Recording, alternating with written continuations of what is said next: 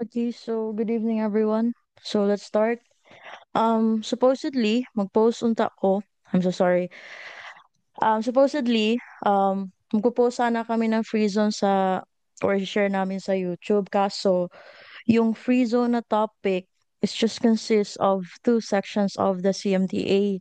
So, instead of that, okay, so i-discuss na lang natin yung free zone at the same time ano ba yung relation ng free zone sa Create Law or Create More Act. Okay, kasi ito yung Create Law, all about taxes, very critical when it comes to the topic of free zone. Okay, so first, let's start with the topic sa free zone. Okay? So first question is, ano ba to talaga? Ano bang ibig sabihin ng free zone, special economic zone, PEZA, or ano ba talaga yung difference nila? Okay? So, ito yung idea. Yung free zone, okay, that is a special economic zone. Okay, so first, special economic zone are also called as eco-zone. Okay, so ito yung mga PEZA, mga free port, okay, mga free zone, under to sa tinatawag nating special economic zone. Okay, kasi yung mga under dito, ito yung mga area na makaka-receive ng certain benefits or incentives in terms of taxes or benefits in terms of exemptions. Okay, so first, dito tayo sa PEZA. Yung PEZA, everyone, that is a government agency. So, ulitin ko. PEZA is a government agency. Okay? That is an agency that helps or assists certain areas, okay, na tinatawag nating mga eco zones para makareceive sila ng mga certain benefits. Okay? So yung first, PEZA is a government agency. While kung sabihin nating mga free zone, okay, free port zone, ito yung mga area talaga. Okay, so hindi lahat ng free zone is under ng PEZA. Kasi again, PEZA is a government agency. Okay, so yung ibang mga free port zone kasi, yung nagmamanage nito is ibang government agency. Okay, so yun yung first dapat natin intindihin. Yung PEZA, okay, is a government agency that is not an area, that is not, what you call this, makonsider yung PEZA na special economic zone pero dapat careful lang tayo kung gagamitin natin na term yung PEZA. Okay, so under the PEZA, ito yung mga export zone, okay? Pwede din siyang mga industrial estate. Okay, so later on, di-discuss din natin kung ano bang mga certain economic zone na under dito sa government agency para mabigyan ng certain incentives or benefits. Okay, kasi yung idea kasi, kapag free zone, yung first instinct natin is, ay, exemption yan ng duties and taxes. Makaka-receive yan ng benefits. Yun yung talaga yung first perception natin, di ba? At the same time, kapag sabihin natin ng free zone talaga, um, meaning to say, automatically, that is separate from the customs territory. Diba? Kasi yung ukay-ukay, hindi siya pwede import dito sa customs. Okay, so prohibited yan. Pero kapag doon sa free zone, bakit pwede na? Okay, so yun yung mga certain loopholes na dapat natin intindihin din when it comes to free zone area. So bakit ba ang title ng discussion natin is free zone? Bakit hindi na lang special economic zone? Kasi yung focus kasi natin is in term sa field natin, which is yung focus talaga is all about free zone. Kasi yung free zone, kahit hindi siya part ng customs territory, it doesn't mean na hindi hands-on si Bureau of Customs. Okay? Later on, i-discuss natin na kahit free zone siya or separation na territory ni custom, okay, dapat din may hands-on pa rin si BOC dyan. Okay, first, itong mga Freeport Zone, mabasa nyo lang to. Dito tayo kung ilan ba talaga yung economic zone overall. So, economic zones across industries. Okay, if you don't know, manufacturing economic zone, meron tayong 78. Yung mga information technology natin ng mga parks or centers, 297 yan. And then 17 is tourism export enterprises. 24 is coming from agro-industrial economic zones. And 3 are the medical tourism park centers. So ito yung ibig sabihin natin. Yung mga special economic zone, hindi lang yang basta-bastang export mga enterprises, hindi lang mga free port zone, pero including na din yun yung mga facility. Okay, yung mga tourism, mga recreational centers na pwede din silang bigyan ng advantage when it comes to tax exemptions. Okay, so yun yung dapat i-figure out natin. It's just hindi lang talaga siya na-explain. It's because yung focus talaga natin is all about the free zones. Okay, all about having the goods, okay, process inside the zone, and then iso-store sila, hindi ka mabayad ng duties and taxes. Yun yung priority natin. Okay? At the same time, yung mga tourism, yung mga medical park center, hindi natin medyo napapansin kasi again, the focus of us are the free zones. Okay? Now, dito tayo sa admission of goods into free zone. So, you have to know, kapag free zone, yung term na gagamitin natin is admission. Okay? Kasi kung sa customs territory, yung gagamitin natin na term is entry. Okay? So, take note of that na kapag free zone, okay, yung goods, dadalhin mo yun sa free zone. So, yung documents na need nyo na isubmit is the goods declaration for admission. So, very basic, alam natin goods declaration yung isasubmit. Pero kung specific talaga natin, goods declaration for admission. So, these documents is needed to both POC and the Free Zone Authority. The second one is, alam natin na kailangan din tayo mag-submit online. Okay, yun yung process din ng free zone. Another is the entry of goods into a free zone. So, whether directly or through the customs territory, it shall be covered by the necessary goods declaration for admission or transit respectively. Okay, so meron tayong ditong direct to free zone locator. And then meron din tayong direct to port user. And then if passing through customs territory. So first, before natin i-explain ano ba itong process na to, dapat i-expound muna natin yung meaning ng free zone locator at the same time yung port user.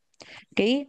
So yung free zone locator, this is a business or company that is registered and authorized to operate inside the free zone. Okay, for example, a Korean electronics company operating in the Subic Bay Freeport Zone, assembling mobile phones is a free zone locator. Okay, so ano ba yung pinaka-simple idea para magets natin na free zone locator yan? So automatically, for example ako, nandun ako sa Subic Bay, and then ako yung nag-receive ng goods. Automatically, ako yung free zone locator. Kasi nandun ako sa free zone. And then at the same time, doon din ako mag-ooperate. Okay? Yung port user is a person or entity that uses the port facilities to bring in goods. Okay? It means to say, hindi siya na-locate inside the free zone. For example, a logistics company that receives goods at the port and delivers them to a locator inside Clark Freeport Zone is a port user. So, saan ba dito si port user? Dito sa sentence na sinasabing nating a logistics company receives goods at the port. Okay? Sino nag-receive? Si port user.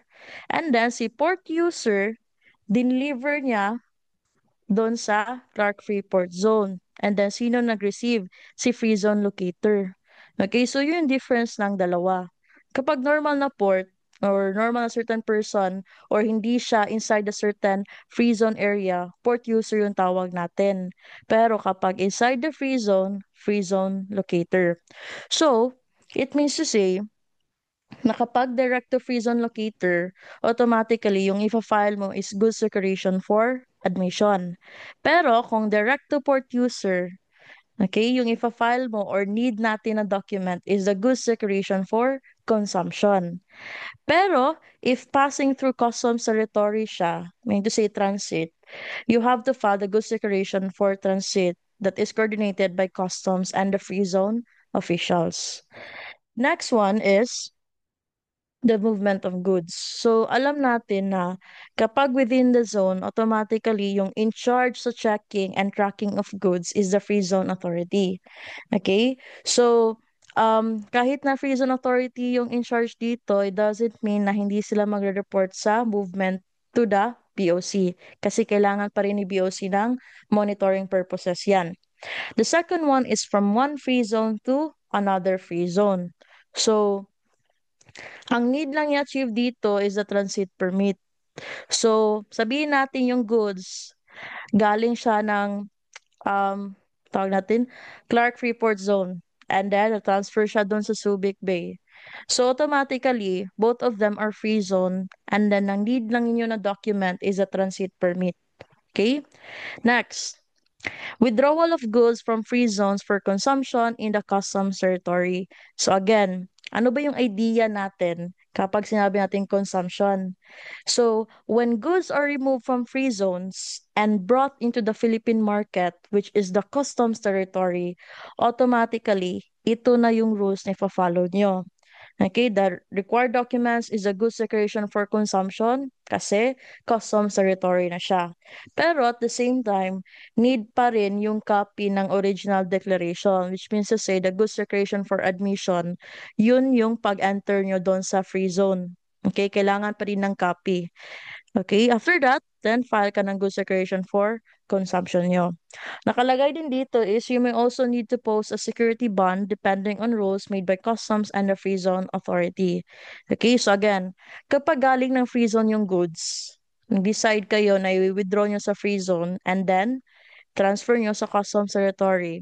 Automatically, kapag na-transfer nyo sa customs territory, okay, kailangan nyo ng goods declaration for consumption. Okay, hindi na ma-apply yung exemption ng duties and taxes kasi nandun na siya sa customs territory. Okay, automatically, yung, anong tawag, yung power or yung authority na nandun na kay BOC. Rates applied. So the duty and exchange rate at the time of withdrawal will be used. So 'di ba kung naalala nyo, Section 105 of the CMTA, ito yung focus, yung mga date ng import duty. So alam natin na kapag free zone, ang gagamitin natin na rate is kung kailan yung time of withdrawal. Hindi kung kailan nag-arrive yung goods. Okay? Kailan nag-withdraw yung goods doon sa free zone. Yun yung rates na i-apply nyo na duty. Also, all taxes and charges must be paid to the Bureau of Customs before the goods are released into the local market. So, yung idea dito is kapag yung goods nandun kay Customs Territory, automatically, dapat babayarin mo ng duties and taxes na yan. Kasi hindi na yan under sa free zone. Nandito rin nakalagay na some goods also need a TRIG, Authority to Release Imported Goods from BIR. So, a trig is a document. So, kailan ba need yung a trig? So, kapag yung mga products is excisable, meaning to say, meron siyang excise tax, automatically need niya ng a trig. So, kailangan yun ng a trig, okay, manggagaling yan sa BIR. Okay? Domestic sales or the sale or auction is this. If allocator sells or auction goods to a local buyer, the first thing they have to do is to pay the VAT on those goods. Okay? So, since ibebenta naman yung goods na galing sa free zone locator or doon sa free zone area, okay, to a local buyer, meaning to say, lalabas na siya ng free zone, automatically, yung mga exemption niya when it comes to tax, dapat babayarin niya. Okay, yun yung pinaka-simple na explanation. Next one is the coordination with the Free Zone Authority. So again, joint rules applies here.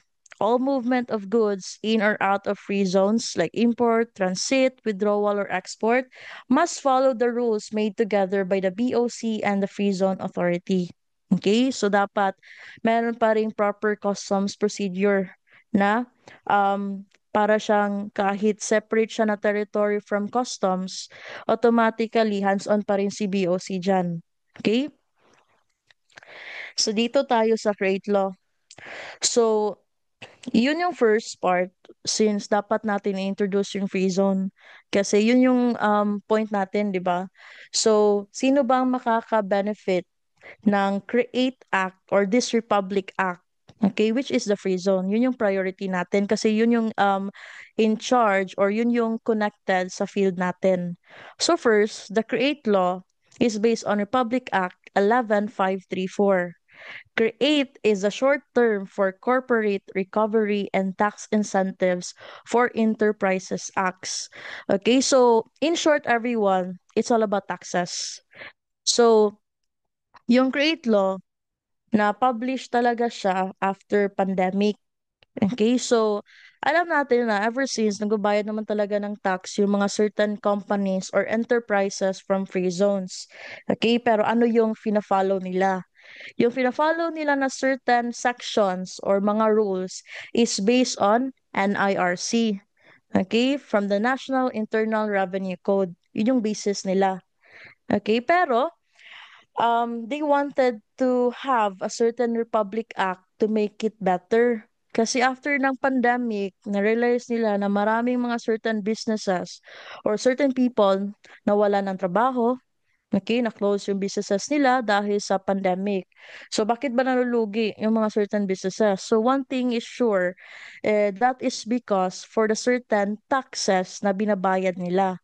So, that is why they created this Republic Act para mabigyan ng improved way ng tax incentives.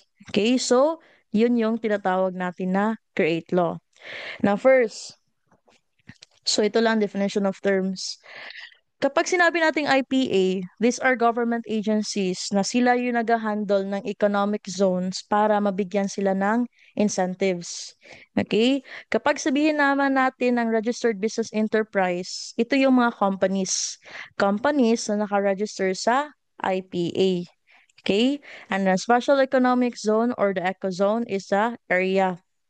And then Freeport Zone is ito yung mga port-based area where goods can be brought in tax-free unless sold locally.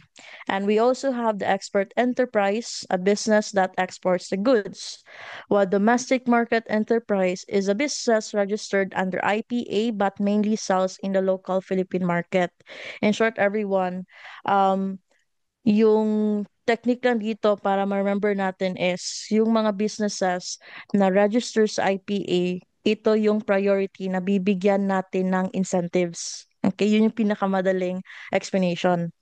So first, ano ba yung objectives ng Create Law? Okay, ano ba yung sabi nila, improve way. Okay, improve way siya ng mga tax incentives. Okay, pero yung na-create na certain Republic Act, which is the Create More Act, yung first objective nila is to make corporate taxes fairer and more efficient, meaning to say, lower the tax rate. Okay, yun yung first objectives nila. Pangalawa is create a better tax incentive system. Okay, ano ba yung pwede pang mabigay nila na certain incentives? Third is to support businesses during crisis. So, again, since na-create yung Republic Act na to after pandemic, so yun yung priority din nila to support businesses in case na meron silang mga certain problems. Fourth one is to promote inclusive growth. So yun yung priority nila, hindi lang basta sa mga businesses, but specifically to generate more jobs for people. Okay? The fifth one, yun pala apat lang yung objectives ng Create Law. And then, dito tayo sa salient features ng Create Law. Meaning to say, ano ba yung nagbago sa Create Law versus the old certain sections sa NIRC. So before, yung corporate income tax is 30%. Okay? Pero dahil sa Create Law, okay, reduced to 25%. So yung babayarin nila na corporate income tax is only 25% na. Another is the incentive granting power. Okay, ang in charge na dito is si FIRB. So before, hindi to si Fiscal Incentives Review Board. Okay, hindi ako sure kung sino yung nagmamanage ng incentives talaga. Pero for this type of process, since na-create na yung create law, okay, binigay na yung power sa FIRB. Now, investment threshold. So ano bang ibig sabihin ng investment? Okay, so yung idea nito is, for example, yung company, Nag-create siya ng facility. Okay? So, paano ba na-create yung facility? So, they need money to build up and equip that certain facility. So, yung build and equip nila na ginamit sa pagbuo ng isang facility, yun yung financial resources nila. Okay? So, yun yung investment. Ilan ba yung, or ano ba yung total expenses nila, okay, for them to have that final facility. So, kapag yung investment threshold mo is 1 billion or below, na mag-approve yan is yung IPA lang.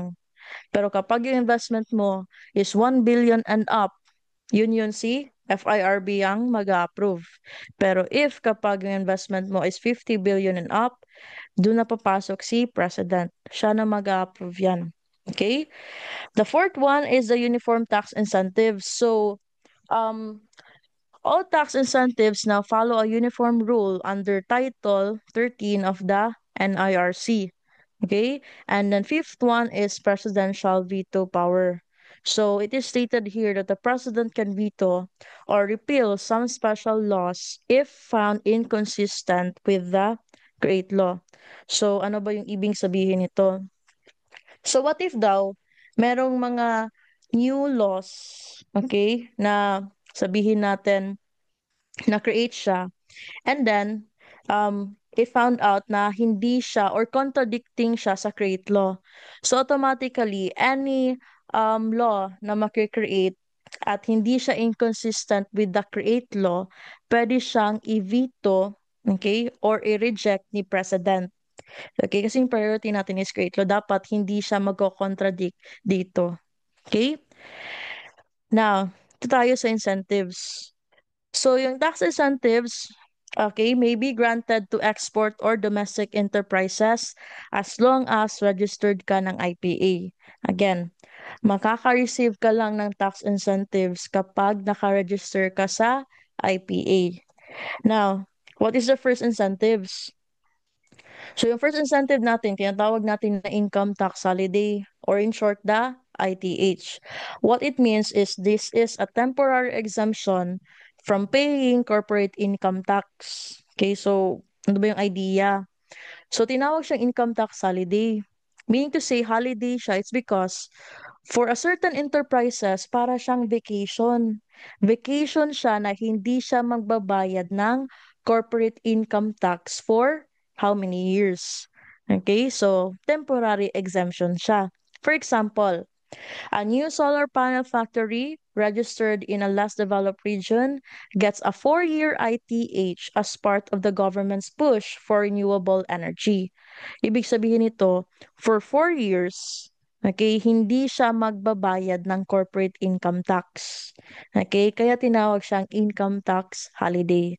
Okay, kasi binigyan siya ng certain time na hindi siya magbabayad ng corporate income tax. Pero after 4 years, doon na magsa-start na dapat magbabayad na siya ng corporate income tax. Pero later on, di-discuss pa natin yung advantage and benefits na change dahil dito sa create law. So next one is meron tayong tinatawag na special corporate income tax. Okay? So alam natin na yung corporate income tax na binabayad is 25%. 'Di ba? Before 30%. Pero dahil sa create law, okay, 25% na siya. Pero dito sa special corporate income tax or SCIT, 5% lang na gross income earned yung babayarin nyo. So, applicable lang tong 5% tax para sa mga companies na yung investment nila is above 500 million. Okay? So, para siyang merong qualification. Okay? Allow ka na magbabayad ng 5% tax as long as first, okay, yung investment mo is above 500 million. Second, kapag under ka sa Strategic Investment Priority Plan or what we call as SIPP. So ito yung mga certain enterprises or mga projects na priority nila. Okay, para siyang critical. Later on, di-discuss din natin yung SIPP. So for example, a foreign company invests 1.5 billion to build an electronics export plant in Clark Freeport. it pays 5% as CIT instead of the standard 25% corporate tax. Okay, so nagets nyo. Since yung investment threshold niya for investment talaga is above 500 million, automatically yung SCIT niya is 5%. Okay, instead na yung standard na 25% yung babayarin niya. Next. So another incentives is the enhanced deductions, the ED. So marami yan. Okay, ito nakastate dito. So yung mga enhanced deduction is 10% is deducted from the buildings, 20% for the equipment, 50% on training costs, 100% on research and development, 50% on raw materials, 50% on power costs, 50% on reinvested profit, and also enhanced NOLCO may be carried over for 5 years. So, ito yung mga klase-klaseng enhanced deductions natin. Okay, for example, a garments exporter spends 10 million on R&D. Under Create, 100% of this is deductible from its taxable income. Okay, so yun yung idea ng enhanced deduction. So, lahat na nakastate dito, okay, automatically, i-deduct dyan sa taxable income nyo. Another is the duty exemption. So, walang babayari na import duties for capital equipment, raw materials, spare parts, or accessories. Again, duty exemption.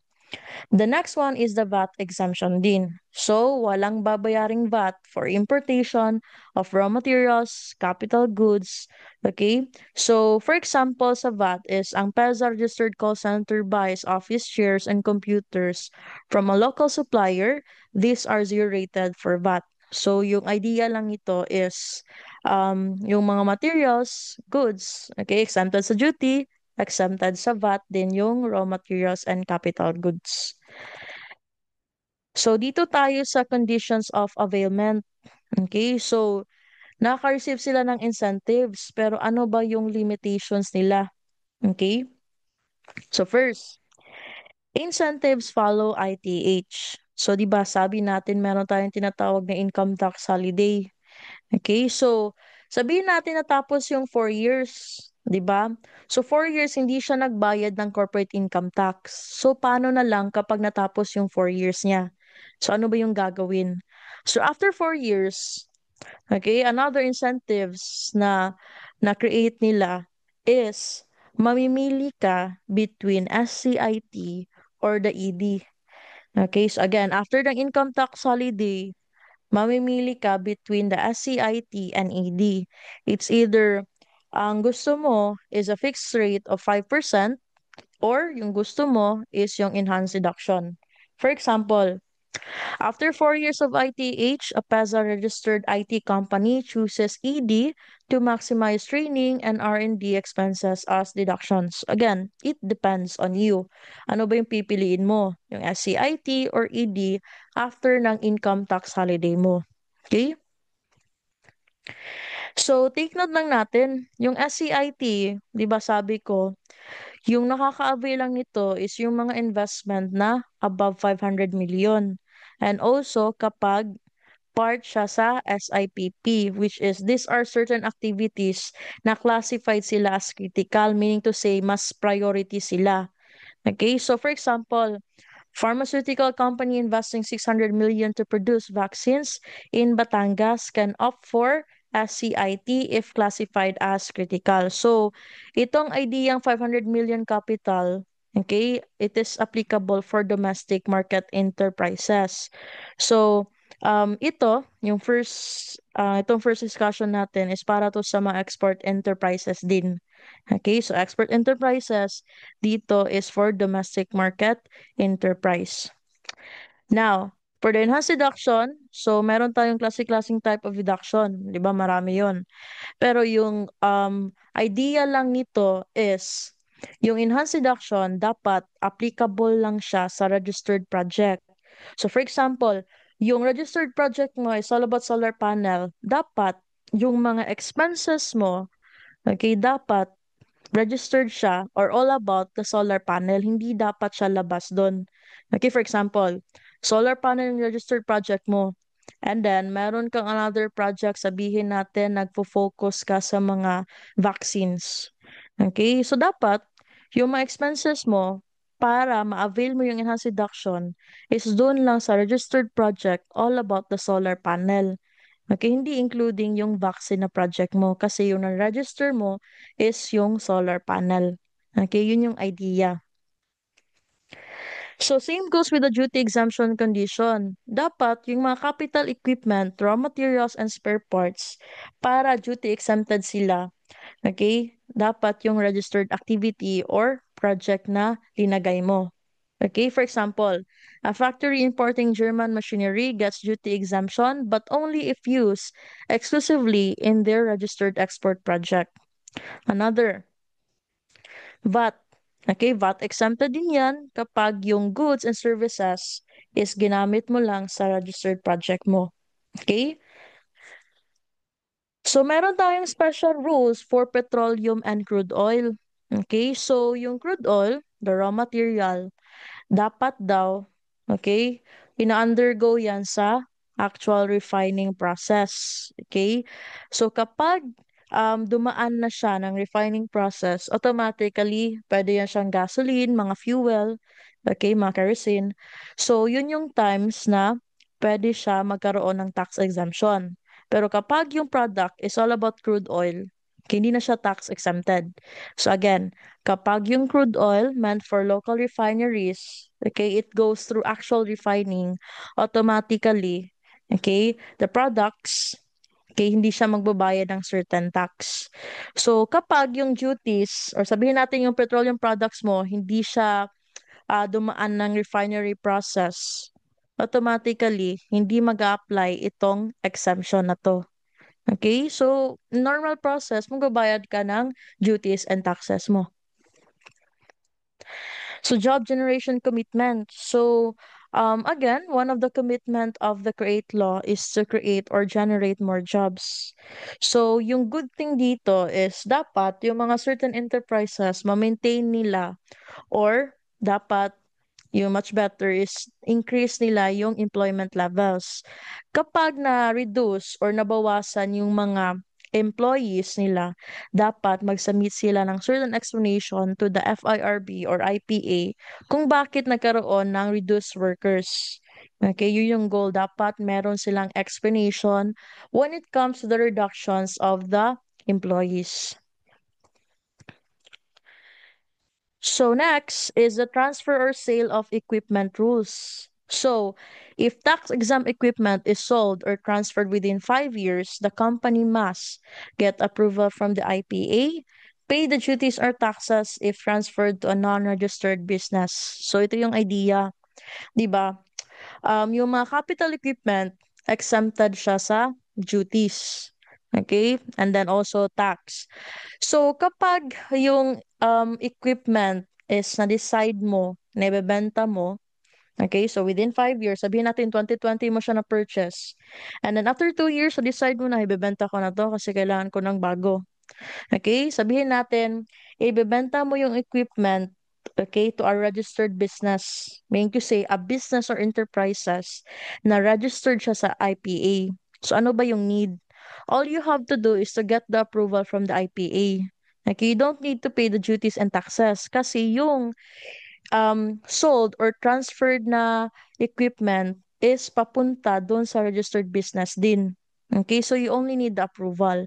Pero, kapag yung equipment is transferred or binenta mo sa non-registered business, that's the time that you need to get the approval from the IPA and also to pay the duties and taxes. Okay, so dalawang scenario yan. It's either yung equipment is transferred to a non-registered business and also to a registered business. Meaning to say registered sa IPA.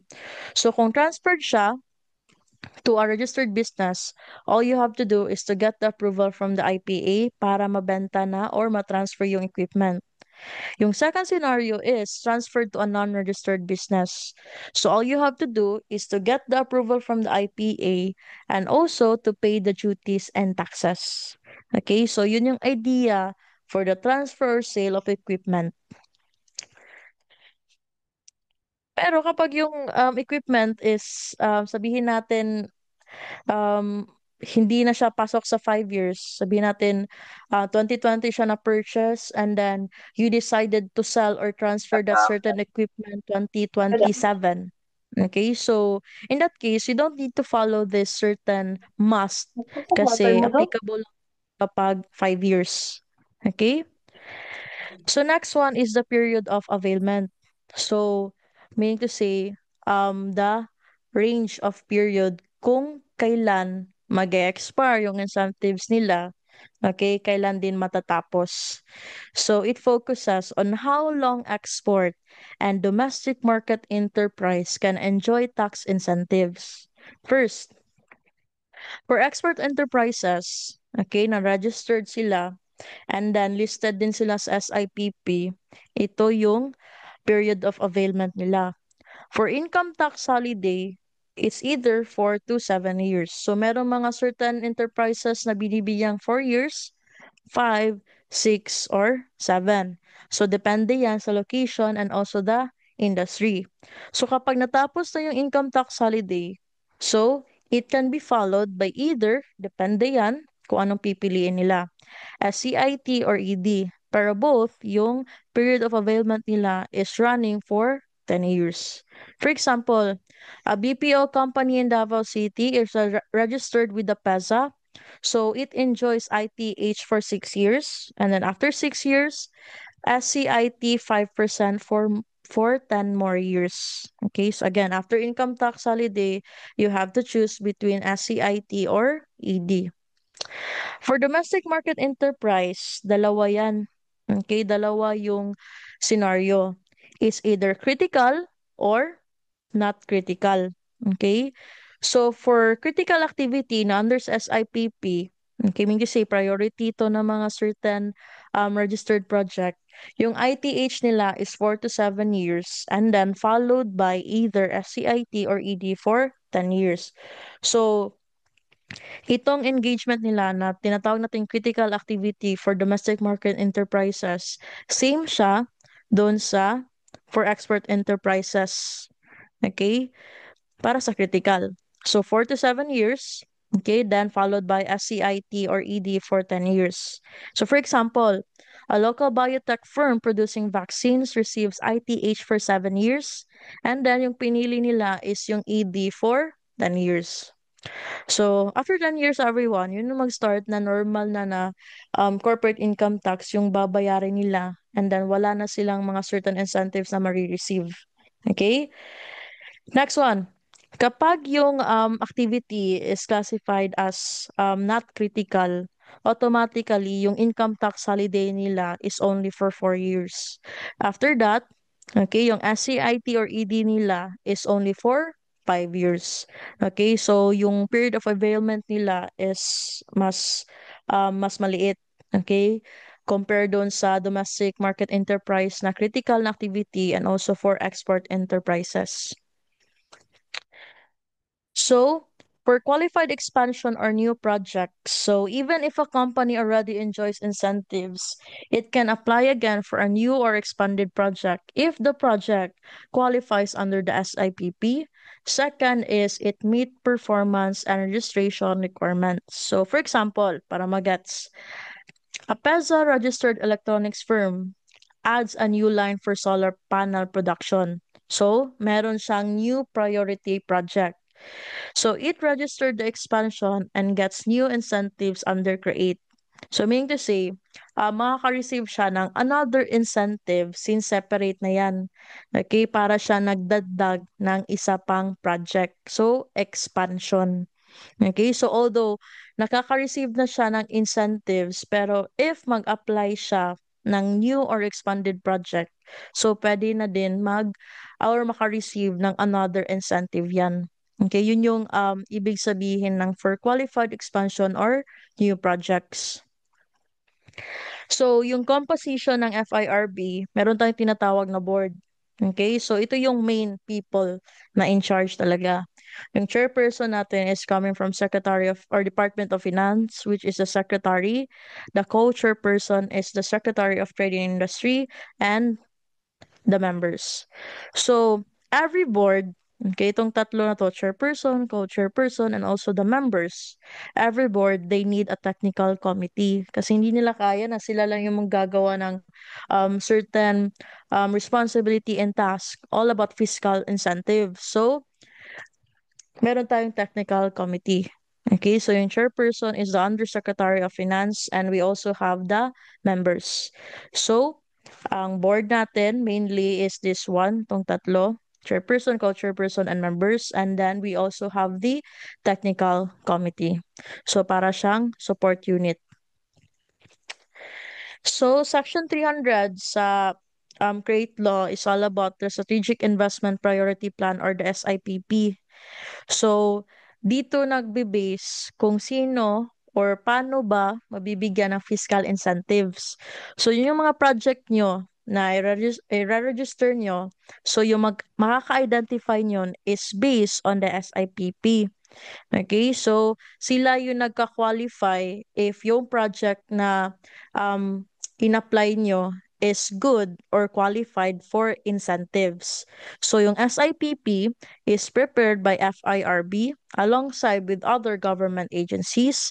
And then, since this is a priority plan, sinasubmit to dun sa President. And then this is valid for 3 years. After 3 years, dapat mag-come up na din sila ng another review and amendment for the SIPP. Okay? So dito tayo sa transitional provisions for existing incentives. So itong part na to, i-explain natin sa mga enterprises na existing na. Meaning to say, paano na yung mga companies or enterprises na nag-start yung business nila or income tax holiday before na-create yung Republic Act. Okay, so bigyan natin example para mag-gets agad. For example, the Green Tech Solar Incorporated was granted a 6-year ITH by BOI starting in 2019. And then take note, Create took effect in 2021. Okay, so meaning, there's only 2 years of ITH had passed. Okay, 2 years lang yung nasulit nila. So, ano ba yung gagawin? Follow na ba sila sa Create Law? Or like, for example, back to zero ba sila? Or if-follow ba nila yung existing na incentives? So, yung nakalagay dito is, Green Tech is allowed to continue enjoying the last 4 years of its original ITH. So, kung ano yung na-apply niya before natin na-achieve yung Create Law, yun yung ifa-follow niya. So they can continue using their income tax holiday for the remaining years stated in their original certificate of registration. So again, yung ifa-follow niya if hindi siya na part ng Create Law pag-publish nitong Republic Act na to. So yung original na ITH yung ifa-follow niya. Okay? Next. So before, may tinatawag tayong 5% gross income earned. Okay, after ITH, ito yung tawag nila before. So, yung idea pa rin nito is they may still enjoy 5% GIE based on their approved terms. So, for example, Asia Food Corp had a 4-year ITH from 2017 to 2021. Okay, yun yung time, pag 2021, na-publish na yung Create Law. And then followed by 5% GIE for 10 years. So, question is, ano ba yung follow? Okay? Dito ba sa Create Law or yung old na existing incentives namin? Since Create took effect in 2021, Asia Food can still enjoy 5% GIE until 2031 under old rules. So in short, everyone, um, kahit na nag-start na yung incentives nila before na achieve itong Create Law, yung ifa-follow nila na certain provision or rules is yung old one. Kasi kung magigets nyo, yung mga income tax holiday or mga, sabihin natin mga incentives, okay, mga gross income, mga tax na babayaran nila is for long term. So, yung question lang nito is, ano ba yung i-follow? Yung new rules ba or yung old rules? So, automatically, yung i-follow pa nila is yung old rules. Okay, yun yung point dito sa section 311. Okay? And then also, they may continue availing the 5% for 10 years from the effectivity of Create. So another example is iTech Solutions started its 5% GIE in 2019. So under Create, it can continue this incentive until 2029, 10 years from start, but not beyond 2031, whichever comes first. So again, um, it depends on a certain company if para silang binibigyan ng freedom. So it's either, ano ba yung gusto mo? Okay? Incentives ba ng create or yung old rules na ina-apply na certain effectivity doon sa tax na availment nyo? So, both ways, para rin siyang makaka-receive ka ng both exemption or incentives. Kasi, same lang yung idea eh. Yung difference lang is meron enhanced deductions, okay, sa Create Law. So, it's either i-continue mo yung 5% GIE mo, which is SCIT ngayon, or enhanced deduction yung gagamitin nyo. Okay, so yun yung point sa Section 311 din. Okay? So everyone, honestly, yung create law, medyo mataas to. Pero yung in-include ko lang is yung mga certain details na need nyo ma-familiarize. Kasi before we actually understand the full topic of the Create Act, pinaka-importante nito is magets nyo yung point. Ano ba yung details na pwede lang natin ma-absorb kasi to be honest, hindi naman talaga ma-memorize lahat yan. Okay, hindi lahat ng provisions or sections under sa create law is ma-familiarize nyo. So, if nag-gets nyo lang yung point, all about the taxes, ano ba yung incentives na makukuha, and then, i-relate natin dito sa free zone ng mga certain enterprises, automatically, if nag-gets nyo lang, it's enough for you to understand about the free zones in relation to trade law. So again, this topic is quite difficult. Pero if nagets nyo lang yung discussion natin ngayon or nagets nyo the moment you read the create law, hopefully, um, it doesn't matter if memorize nyo. All you have to do is really to remember na, ay, meron palang mga tax incentives. Okay, ito pala yung marireceive nila. Okay, ito pala yung tawag as CIT or enhanced deduction. Okay, so, I will not lie, this topic is quite difficult. Okay, pero again, hindi talaga yan magigets in one discussion or in one reading. You really have to read it again and again para magets nyo yung whole point. Okay, so kaya yan tinawag in relation to create law. Kasi yung mga free zone natin, nakaka-receive yan ng mga tax incentives din. Okay, yun yung priority, yung mga enterprises na nanggagaling sa free zone. Okay, so everyone, I hope you get my discussion. I hope you get my point. Okay. It doesn't need to be long, or discussion doesn't need to be really parang hindi talaga needed na i-discuss lahat. Kasi kapag mas mataas yung discussion natin, yun na magigets yung point. Okay, I've just included the most basic and important details that you need to remember para magets nyo yung create law at the same time yung free zone. Okay, so again, PEZA is a government agency.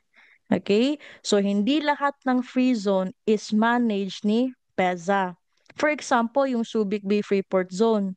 Yung Subic Bay Freeport Zone, hindi yan managed ni PEZA. Okay, managed yan siya ng other government agency which is the Subic Bay Metropolitan Authority. Okay, so again, yun yung parang misinterpretation natin na dapat i-correct para in the long run magets nyo yung point ng difference ng PEZA at the same time ng mga free zone. Okay, so everyone, if meron kayong questions or meron requests sa certain topics or sa assessment, pwede lang kayo mag-message. Okay, magre-reply naman yung page namin. So, thank you so much and please have a good night.